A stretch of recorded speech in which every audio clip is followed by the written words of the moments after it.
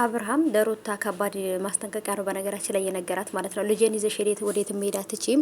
በፊትም ለልጁ የሚጨነቅ አባት አይደለም ብለሽ ማለት አትችይም። ለልጄ ምን ያህል እንደምጨነቅ ታውቂያለሽ። ስለዚህ ለእኔ ሳትነግሪኝ ልጄን ይዘሽ የምትሄጂው ወዴት ነው እያለ ነው። እና ማሳደግ የማይችል መንከባከብ የማይችል ልጄ የት ሄደ፣ የት ወደቀ፣ ምን በላ፣ ምን ጠጣ፣ ምን ቸገረው ብሎ የማይል የሴትን ልጅ ይዞ ከተማ ለከተማ የሚዞር ቪዲዮ ለቪዲዮ የሚሽከረከር ወንድ ስለ ልጅ ማውራት መብት አለው እንዴ? በትምትል ይወልዳል ስለወለደ ብቻ አባት ስለሆነ መቆጣጠር ይችላል ማለት አይደለም።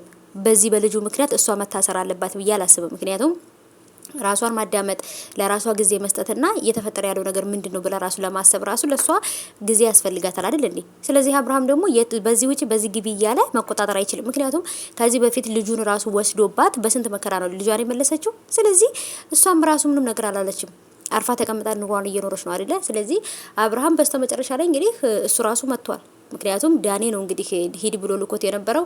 ከእንደገና እንግዲህ ዳኒም ደግሞ ልትሄድ እንደሆነ ስለነገረው ነው የመጣው አብርሃም። እና አብርሃም ቢመጣ ራሱ ማለት ነው ምንም አይነት ነገር እንደማያደርግ ጠብቆ በቀጣይ ላይ አብርሃም ይመጣል። አብርሃም ሲመጣ ነው በሩ የተከፈተው ማለት ነውና እንግዲህ ምንድነው የተፈጠረው? አብርሃምስ ሩታን ምንድነው መናገር የሚችለው? የመናገር ሙሉ መብት አለው ወይንስ የለውም? ምናይ ይሆናል ማለት ነው። ምክንያቱም እሷ መዝናናት ትችላለች፣ የፈለገችበት ቦታ መሄድ ትችላለች። ልጁን ይዛ መጥፋት አይደለም ያሰበችው፣ መዝናናት በቃ ራሷን ማዳመጥ ነውና ትክክለኛ ውሳኔ ነው ወሰነችው ብዬ አስባለሁ ሩታና እሱ ደግሞ ግቢ ውጪ እያለ ጭራሽ ሰው እየላከ በቤቷ ሰላም መንሳት ምናምን አይችልም።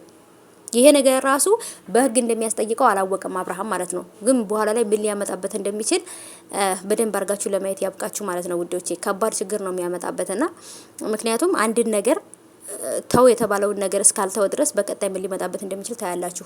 ልጅቷን እኮ ቤተሰቦችሽ ጋር መሄዳቺ መዝናናት አትቺ ምናምን በቃ ልጁን ብቻ ይዛ ቤት ትቀመጣለች። ያለዛ ደግሞ ወደ ውጭ መውጣት አትችልም ልጇን ይዛ። እንደዛ አይነት ብሎ ነገር የለም። እንደዛ አይነት ህግም የለም ሲጀመር ማለት ነውና የፈለገችበት ከሀገር ውጭ እንኳን ልጇን ይዛ መውጣት ትችላለች። ምክንያቱም መብት አላት። አብርሃም ግን እንዴት እያሰበ እንደሆነ አላውቅም ማለት ነው ጋይሶች። አስተሳሰቡ ግን እንዴት ነው?